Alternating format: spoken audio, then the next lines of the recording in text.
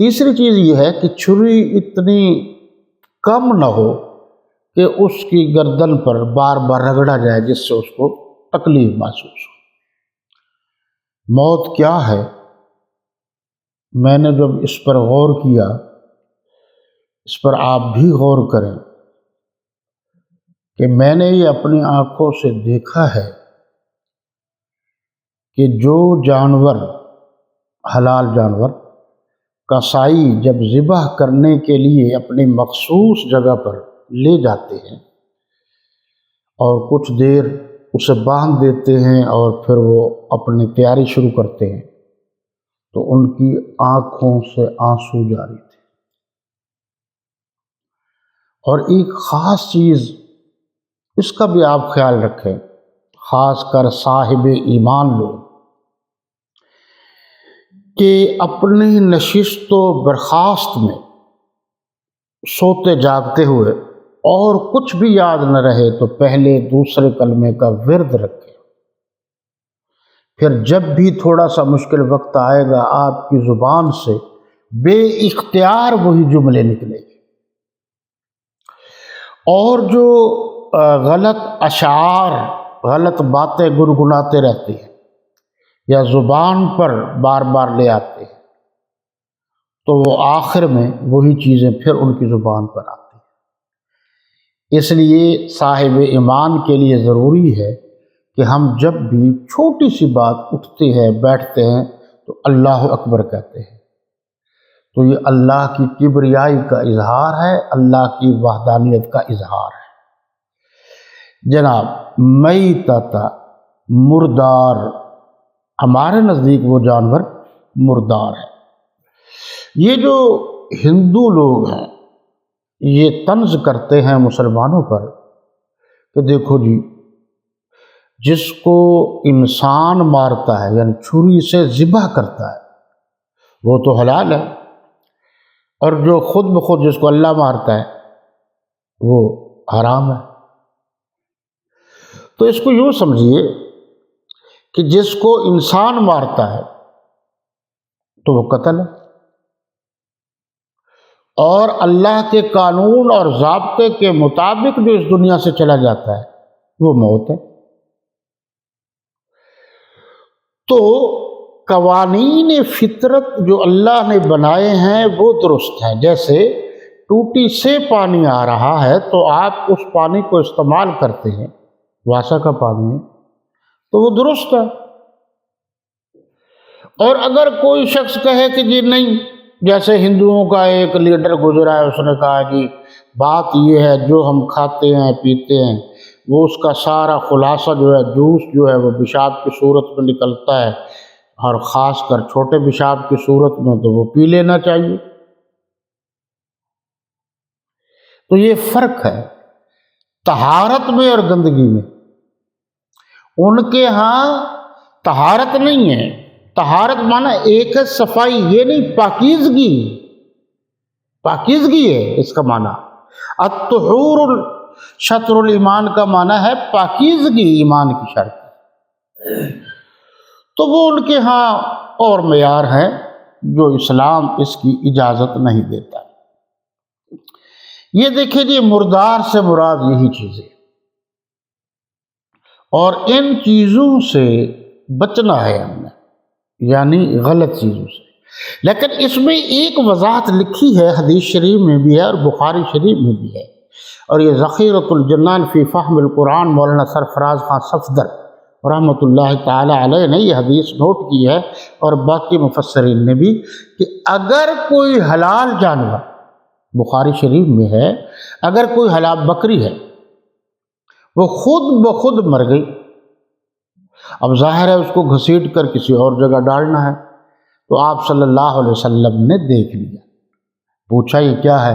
ان کا جی مری ہوئی بکری ہے۔ ان کا جی اگر آپ اس کا چمڑا اتار کر اس کو صاف کرنے کے بعد اس پر رنگ کر دیا جائے تو وہ کسی ضرورت میں استعمال میں لایا جا سکتا ہے، لیکن یہ حلال جانور کے لیے جو نجس عین ہے جیسے خنزیر وغیرہ، باقی کتا وغیرہ، اس کے نہیں ہے، یہ ذہن میں رہے۔ اگلا جی، والدم، اور خون حلال جانور کا بھی ہو تب بھی حرام، یہ ذہن میں رہے۔ کھانا پینے کی بات ہو رہی ہے۔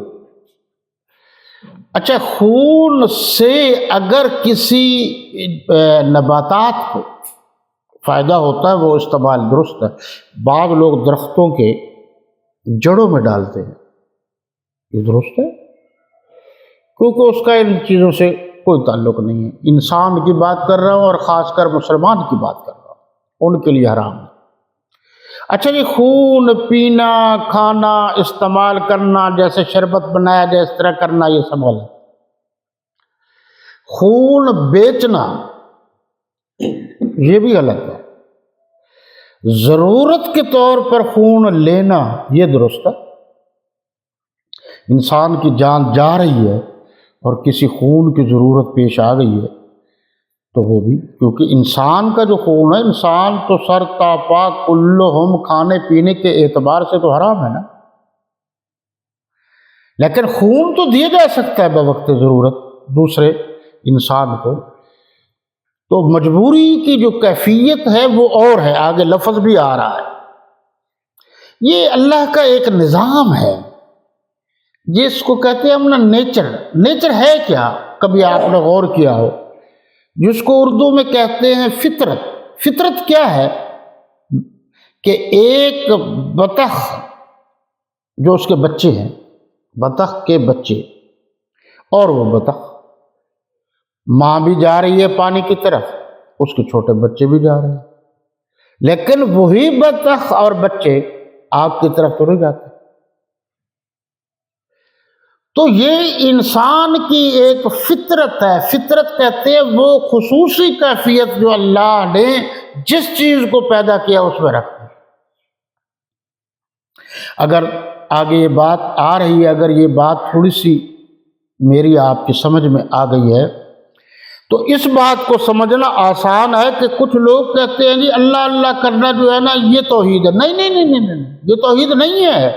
اللہ اللہ کرنا انسان کی فطرت ہے، اللہ نے انسان کے اندر رکھ دی ہے۔ ناپاک ہے کتا لیکن بھونکنا اس کی فطرت میں شامل ہے، وہ کسی سکول کالج میں نہیں پڑھا۔ تو اللہ اللہ کرنا انسان کی فطرت ہے۔ مشرکین بھی تو اللہ اللہ کرتے ہی تھے۔ تو توحید یہ ہے کہ اللہ کی ذات میں، اللہ کی صفات میں، اللہ کی قدرت میں، اللہ کی عبادت میں، اللہ کے اختیارات میں کسی اور کو شامل نہ کرنا۔ یعنی اللہ اللہ کرنا تو فطرت ہے، اور اللہ کے بغیر کسی اور کو اللہ کے منصب پر فائز کرنا، اس کو وہ غلط سمجھتا ہو، درست نہ سمجھتا۔ تو یہ ہے فرق۔ بڑی باریک باتیں ہیں آج، اور ویسے بھی چلتی رہتی ہے۔ توحید تو پھر ذرا تھوڑی سی سخت بھی ہوتی ہے۔ یہ آگے آ رہے ہیں جی لفظ، وَاللَّحْمَ الْخِنْزِيرِ، لحم، گوشت، خنزیر، خنزیر۔ یہ جو ہمارے ہاں کہا جاتا ہے نا کہ 40 دن تک خنزیر کا، سور کا نام لیا جائے تو ایمان نہیں آتا، تو وہ اس وجہ سے کہا جاتا ہے کہ یہ نجس عین ہے، لہٰذا اتنی غلط حرام چیز سے دور رہنا چاہیے، تو نفرت دلانے کے لیے یہ بات کی جاتی ہے۔ اچھا جی، یہ جو خنزیر ہے، کتا ہے، یہ نجس عین ہے، اس کی کوئی چیز کسی کے لیے بھی حلال نہیں ہے، یعنی کسی مسلمان کے لیے بھی۔ کوئی اس کا کہے کہ جناب والا اس کا چمڑا کام آ جائے گا، اس کی ہڈیاں کام آتی ہیں، اس کا خون کام آتا ہے، مسلمانوں کے نزدیک وہ قطعاً حلال نہیں ہے کسی صورت میں بھی۔ کون سی چیز؟ جو نجس عین ہے، ہر لحاظ سے حرام ہے۔ جو لوگ کہتے ہیں ہم علاج کے لیے گوشت استعمال کرتے ہیں، فلاں ہمیں تکلیف ہے، وہ لفظ بھی قرآن نے بتا دیے، میں آگے بتا رہا ہوں۔ وَمَا أُحِلَّ بِهِ لِغَيْرِ اللَّهِ، یہ چوتھے نمبر کی چیز ہے۔ یہاں 4 چیزوں کا ذکر ہے جو حرام ہے۔ نمبر 1 میتہ مردار، نمبر 2 خون جمع ہوا ہو یا بہتا ہوا ہو، حلال جانور کا ہو یا حرام جانور کا ہو، لحم الخنزیر اور نجس عین۔ چوتھا ہے وما اہل بہ لغیر اللہ، یہ بڑا سخت جملہ ہے۔ اللہ کی ذات کے سوا کسی اور کا نام لے کر ذبح کرنا۔ ہم پڑھتے ہیں نا بسم اللہ اللہ اکبر، وہ پڑھتے تھے بسم لات و منات والعزی، تو یہ حرام ہے۔ یہ ایک بات واضح ہو گئی کہ حلال جانور پر اللہ کے نام کے بغیر کسی اور کا نام لے کر ذبح کیا جائے تو یہ حرام۔